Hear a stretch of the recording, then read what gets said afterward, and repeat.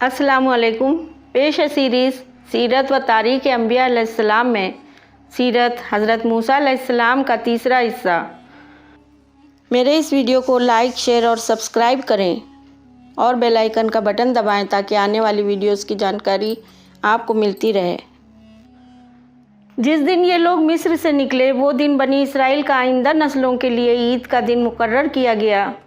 इसी को वो लोग ईद फसीह कहते हैं। बनी इसराइल रात के वक्त मिस्र से अपने माल व असबाब और मवेशियों के साथ मिस्र से निकले और जैसा कि यूसुफ अलैहिस्सलाम की वसीयत थी उसके मुताबिक आपका ताबूत नील नदी के किनारे से निकालकर अपने साथ फ़िलिस्तीन ले गए। बनी इसराइल जिन्होंने मिस्र से हिजरत की थी उसकी तादाद 6,30,000 थी।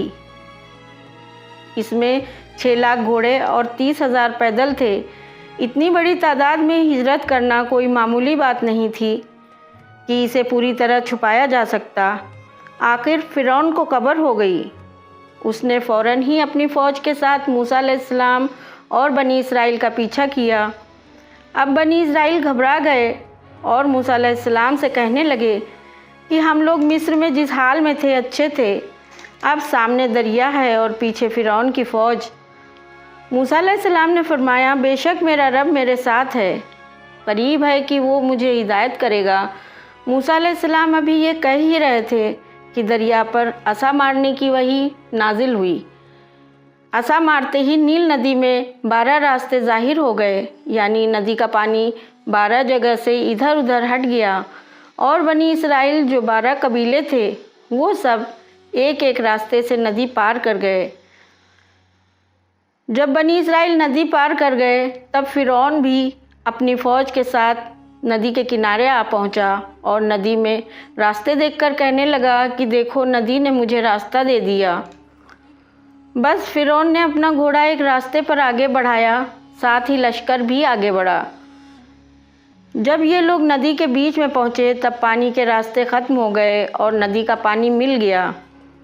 जब फ़िरौन डूबने लगा तो उसने कहा, कुरान पाक में अल्लाह ताला फरमाता है, तर्जुमा, और हमने बनी इसराइल को समंदर पार करा दिया तो फ़िरौन और उसके लश्कर ने उसका पीछा किया सरकशी और ज़्यादती की गरज से, यहाँ तक कि जब फ़िरौन डूबने लगा तो उसने कहा कि मैं ईमान लाया कि कोई माबूद नहीं मगर ये जिस पर बनी इसराइल ईमान लाए और मैं उसके फरमाबरदारों में से हूँ। सूरह यूनुस आयत 90। मगर उस वक्त का ईमान लाना कुछ फ़ायदे का नहीं होता। बनी इसराइल दरिया पार करने के बाद कोहे तूर के दामन में मुकीम हुए और अल्लाह की तस्बीह में मशगूल हो गए। मूसा अलैहिस्सलाम की बहन मरियम भी अपनी साथी औरतों के साथ तस्बीह पढ़ रही थीं। इसके बाद मूसा अलैहिस्सलाम कोहे तूर पर गए। अल्लाह ताला ने आपसे कलाम किया, आपको मोजज़ात अता किए, आप पर वही नाजिल की और बनी इसराइल के ख़याल के मुताबिक 2 लौ थीं जिनमें कलमात अशरा यानी 10 अहकाम थे। कलमाए तौहीद, सनीचर के दिन कुछ काम ना करना, वालिदैन के साथ नेकी करना, कत्ल ना करना, ज़िना ना करना, सरका झूठी गवाही ना देना, अपने पड़ोसी के घर असबाब पर बुरी नज़र न डालना, पड़ोसी की औरत पर बुरी निगाह न डालना शामिल थे। जिस वक्त मूसा अलैहिस्सलाम बनी इसराइल को लेकर मिस्र से रवाना हुए थे तो आपने बनी इसराइल से वादा किया था कि तुमको अल्लाह की किताब दी जाएगी। फिर फ़िरौन के गर्क हो जाने के बाद जब ये लोग तूर सीना के करीब मुकीम हुए तो बनी इसराइल ने हज़रत मूसा अलैहिस्सलाम से किताब तलब की। मूसा अलैहिस्सलाम ने अल्लाह ताला से किताब के लिए अर्ज़ किया। अल्लाह रब्बुल इज़्ज़त ने फरमाया कि पहले 3 रोज़े रखो और तहारत व सफाई से रहो। जब ये मुद्दत ख़त्म हो जाएगी तब तुमको किताब अता की जाएगी। मूसा अलैहिस्सलाम ने पहली ज़िलक़दा से 3 दिन तक रोज़े रखे। तीसरे रोज़ जब आप तूर पर जाने लगे तो रोज़े की वजह से मुँह में जो बदबू आ रही थी वो पसंद ना आई। आपने बेर या किसी और दरख्त की एक टहनी तोड़कर मिसवाक कर ली। अल्लाह ताला ने उसी वक्त वही नाजिल फरमाई कि क्या तुम नहीं जानते कि मुझको रोज़दार के मुंह की बू मुश्क की बू से ज़्यादा पसंद और महबूब है। تم 10 روزے اور رکھو اور اس کے بعد کتاب لینے اور ہم کلام ہونے آؤ۔ چنانچہ حضرت موسیٰ نے 10 روزے اور رکھے۔ اس کے بعد آپ پھر کوہ طور پر گئے۔ حکم یہ تھا کہ بنی اسرائیل طور کے گرد جمع ہو جائیں۔ بنی اسرائیل نے اس حکم کی تعمیل کی۔ اچانک طور پر ایک بادل چھا گیا جس میں بہت بجلی اور کڑک تھی۔ بنی اسرائیل یہ دیکھ کر جہاں کھڑے تھے وہیں کھڑے رہ گئے۔ پھر اس کے بعد طور کو ایک دھوئیں نے ڈھک لیا جس کے بیچ میں نور کا ایک ستون یعنی کھمبا دکھائی دے رہا تھا۔ بادل کی گرج چمک اور بڑھ گئی اور موسیٰ علیہ السلام کو حکم ہوا کہ بنی اسرائیل احکام اور وحی سننے کے لیے نزدیک آ جائیں، مگر بنی اسرائیل خوف کے مارے آگے نہیں بڑھے۔ تب حکم ہوا کہ ہارون حاضر ہوں اور علماء بنی اسرائیل ان کے قریب کھڑے رہیں۔ اس حکم کی تعمیل کی گئی۔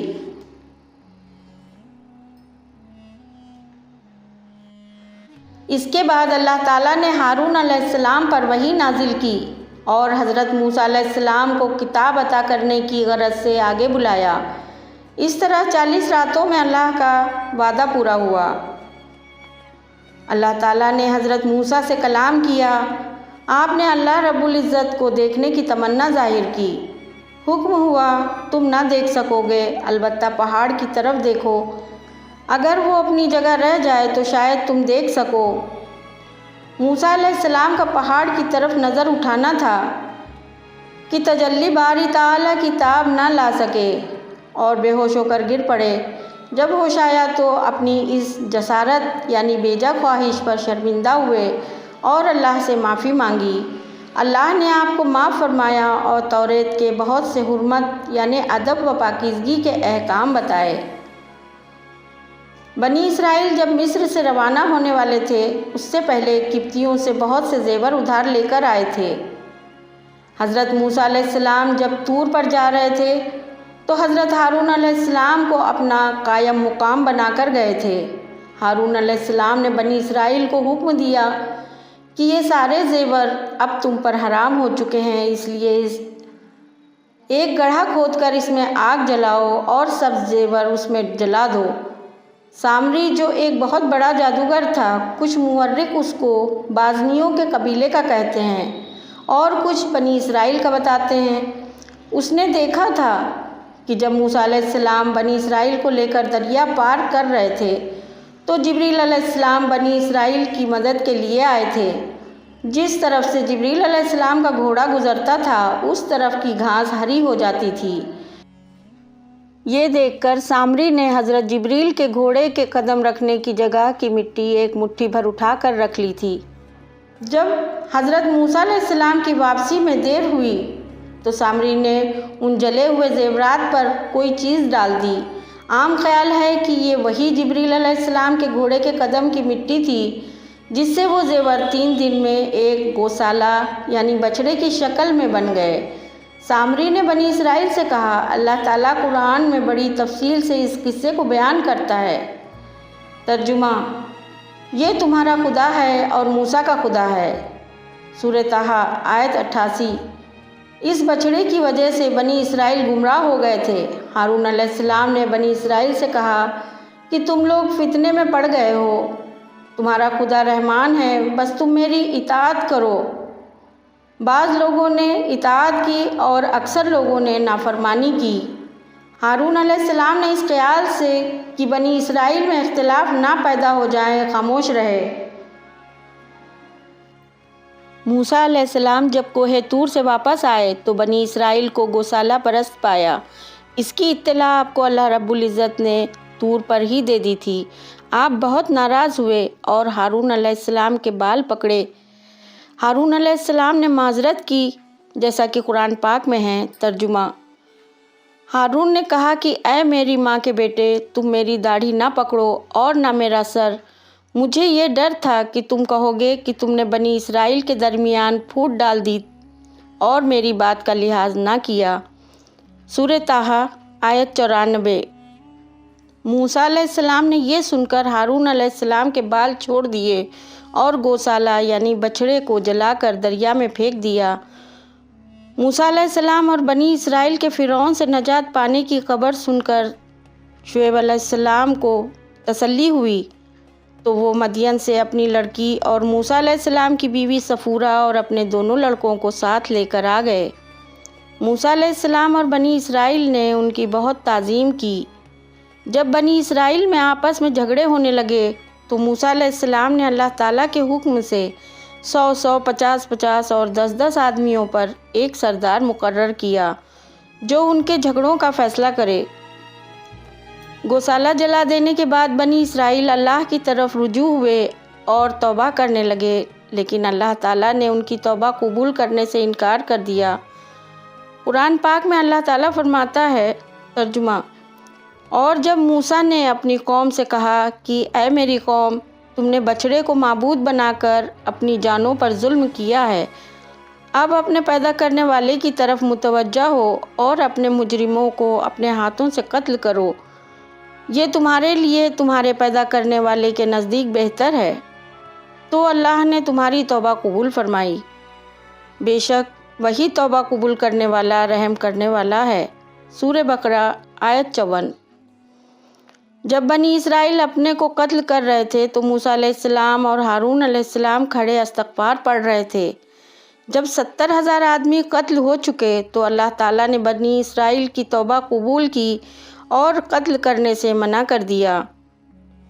موسیٰ علیہ السلام نے جادوگر سامری کو بھی قتل کرنا چاہا، لیکن اللہ تعالیٰ نے اجازت نہ دی اور موسیٰ علیہ السلام اس پر لعنت بھیج کر خاموش ہو گئے۔ اس کے بعد موسیٰ علیہ السلام اپنی قوم کے افضل ترین 70 آدمیوں کو لے کر طور سینا کی طرف گئے تاکہ گوشالہ پرستی کی توبہ کریں۔